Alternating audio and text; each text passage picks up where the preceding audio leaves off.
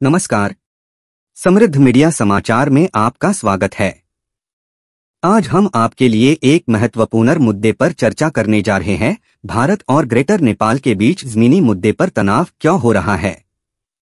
तो चर्चा करने से पहले आप इस चैनल पे नए हैं तो कृपया कर सब्सक्राइब कर बेल आइकन को दबा लें। जब भी नया वीडियो अपडेट हो तो सबसे पहले आप तक पहुंच जाए।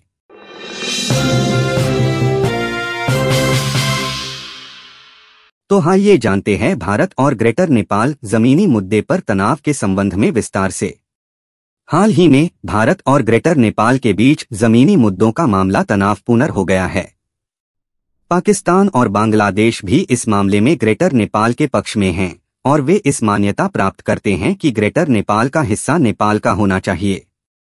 वे इस तरह के सीमाओं के मुद्दे को समाधान करने के लिए संयुक्त रूप से प्रयास कर रहे हैं।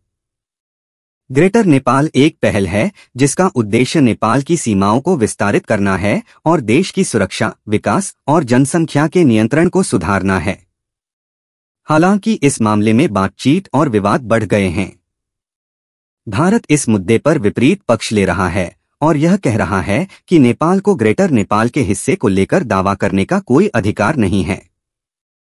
भारत का कहना है कि वे अपनी सीमा की रक्षा के लिए अपनी संसाधनों का उपयोग कर रहे हैं और इस मुद्दे पर नेपाल के साथ सीमा विवाद को संभालने के लिए वह आवश्यक कदम उठा रहा है। इस तनावपूर्ण मामले में समझौता और वार्तालाप के द्वारा समाधान ढूंढना महत्वपूर्ण है। आधिकारिक बैठकों और विचार विमर्श के माध्यम से एक समझौता प्राप्त करने का प्रयास किया जा रहा है ताकि सीमा मुद्दों पर सुविधाजनक समाधान ढूंढा जा सके और द्विपक्षीय संवाद और विश्वासपात्रता को बढ़ावा मिल सके। इसमें दोनों देशों को विवेकपूर्ण होने की आवश्यकता है और वे द्विपक्षीय मध्यस्थता के माध्यम से संबंधों को मजबूत बनाने का प्रयास कर सकते हैं। अब आइए जानते हैं ग्रेटर नेपाल क्या है। 1816 की सुगौली संधि से पहले नेपाल के अधीन क्षेत्र सहित क्षेत्र को ग्रेटर नेपाल कहा जाता है। इसकी सीमाएं पूर्व में तिस्ता, पश्चिम में सतलुज और दक्षिण में गंगा के किनारे थीं। सुगौली की संधि से पूर्व लगभग 2 वर्ष तक नेपाल और ब्रिटिश इंडिया कंपनी के बीच भीषण युद्ध चला। इस युद्ध को इतिहास में नेपाल ब्रिटिश युद्ध कहा जाता है। युद्ध की समाप्ति पर सुगौली की संधि के बाद नेपाल को पश्चिम में महाकाली से लेकर सतलुज तक, पूर्व में मेची से लेकर तिस्ता तक और दक्षिण में 10 गजा सीमा से लेकर गंगा के मैदान तक का क्षेत्र खोना पड़ा। ग्रेटर नेपाल का क्षेत्रफल 3,67,575 वर्ग किलोमीटर होने का अनुमान है। इसका आधे से अधिक क्षेत्र आज के भारत की ओर पड़ता है। यह भूमि भारत के सिक्किम, पश्चिम बंगाल, उत्तर प्रदेश, बिहार और उत्तराखंड में है। अनुमान है कि नेपाल ने जिस क्षेत्र को खोया उसमें 70 मिलियन से अधिक लोग हैं। समकालीन विश्व शक्ति संतुलन में अखंड भारत और ग्रेटर नेपाल का कार्यान्वयन संभव नहीं लगता। इसके लिए आधुनिक राष्ट्रीय राज्यों की सीमाओं को बड़े पैमाने पर संशोधित किया जाना चाहिए। मानव सभ्यता को बहुत बड़ी कीमत चुकानी पड़ी है।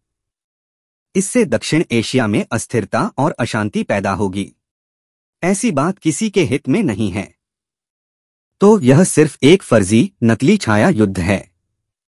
यह केवल एक मनोवैज्ञानिक संघर्ष है जिसका कोई उद्देश्य और राजनीतिक आधार नहीं है। यह केवल नेपाल और भारत दोनों में नकली और काले राष्ट्रवाद की राजनीति को आगे बढ़ाने में मदद करेगा। भारत को नए संसद भवन में मौर्य साम्राज्य का नक्शा क्यों लगाना पड़ा, जिसका पूरे दक्षिण एशिया और पूरी दुनिया पर नकारात्मक प्रभाव पड़ा? ऐसी चीजें इतिहास और संग्रहालयों में रह सकती हैं। संसद भवन आधुनिक राष्ट्रीय राज्य के राजनीतिक प्रतिनिधित्व का स्थान है। इसलिए उस पर अखंड भारत का भित्ति चित्र लगाना किसी भी दृष्टि से उचित नहीं है। भारत को इस पर पुनर्विचार करने की जरूरत है। दक्षिण एशिया की आर्थिक अंतर्निर्भरता और राजनीतिक शक्ति संतुलन में अन्य पड़ोसी देश हमेशा भारत के साथ तनाव की स्थिति में नहीं रह सकते हैं। ऐसा करने से भारत को कोई फायदा नहीं है। भारत ने समकालीन दुनिया में एक उभरती हुई शक्ति बनने की आकांक्षा की है। अपने करीबी और छोटे पड़ोसियों को दृढ़ विश्वास में लिए बिना भारत की यह आकांक्षा कभी पूरी नहीं हो सकती।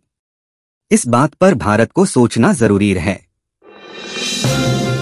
अब नेपाल में बढ़ती भारत विरोधी भावना का कारण क्या हो सकता है, इस विषय पर भी चर्चा करते हैं। नेपाल भारत के पड़ोसी देशों में से एक है और दोनों देशों के बीच एक ऐतिहासिक, सांस्कृतिक और भौगोलिक संबंध है। हाल ही में नेपाल में भारत विरोधी भावना की बढ़ोतरी हो रही है। यह चिंता का विषय है क्योंकि दोनों देशों के बीच स्थायी मितव्यय के विकास और प्रगति के लिए मजबूत रिश्तों की आवश्यकता है। भारत और नेपाल के बीच कई मुद्दों ने इस विरोधी भावना को बढ़ावा दिया है। एक मुद्दा विचारशीलता है, जहां नेपाल के निर्धारित सीमा रेखा को लेकर विवाद रहा है। कालापानी और सुगौली जैसे क्षेत्रों पर दोनों देशों के बीच सीमा मुद्दे हैं और उनका समाधान करने के लिए संघर्ष जारी है। इस विवाद के कारण नेपाली लोगों के मन में भारत के प्रति विश्वासघात की भावना बढ़ी है। दूसरा मुद्दा व्यापारिक और आर्थिक है, जहां नेपाली व्यापारियों ने भारतीय व्यापारियों के साथ अनुकरणीय संघर्ष का सामना किया है। अनुकरणीय कर नीतियों, व्यापारिक बाधाओं और नियमों के कारण नेपाल के व्यापारियों को अपने उत्पादों को भारतीय बाजार में प्रवेश करने में कठिनाइयां आ रही हैं। इससे नेपाली व्यापारियों में भारत के प्रति असंतोष की भावना उत्पन्न हुई है। तीसरा मुद्दा सांस्कृतिक और राजनीतिक है, जहां नेपाल में कुछ राजनीतिक महगठबंधन नेपाल की राष्ट्रीयता और आत्मसम्मान के नाम पर भारत के साथ तालमेल के विरोध में आगे बढ़ रहे हैं। इसके परिणामस्वरूप नेपाली जनता में भारत के प्रति मिथ्या संशय और अविश्वास की भावना विकसित हो रही है। यह भारत विरोधी भावना नेपाल के लिए चिंताजनक है क्योंकि भारत नेपाल का प्रमुख व्यापारिक साथी है, उन्नति और सुरक्षा के मामलों में भी सहायता प्रदान करता है और कई सांस्कृतिक और मानवीय बांध भी बना रखा है। इसलिए नेपाल और भारत के बीच संघर्षों के स्थान पर उत्कृष्ट संबंधों को बढ़ावा देना और दोनों देशों के बीच खींचतान को समाधान करने के लिए सामरिक संगठनों की सहायता लेना आवश्यक है। इससे पहले कि यह भारत विरोधी भावना और विवादों का आयाम बढ़ जाए, दोनों देशों के नेताओं को विश्वास, समझदारी और सहयोग की भावना को मजबूत करना चाहिए।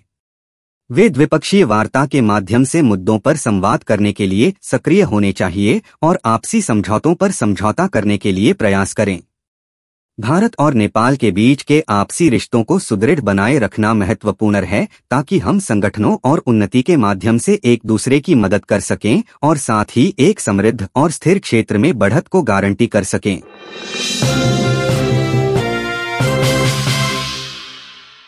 हर लेटेस्ट न्यूज और काम की खबरों के अपडेट्स सबसे पहले पाने के लिए हमारी चैनल समृद्ध मीडिया को सब्सक्राइब करें और साथ ही अपने दोस्तों के साथ फेसबुक, व्हाट्सएप और ट्विटर पर भी शेयर करें।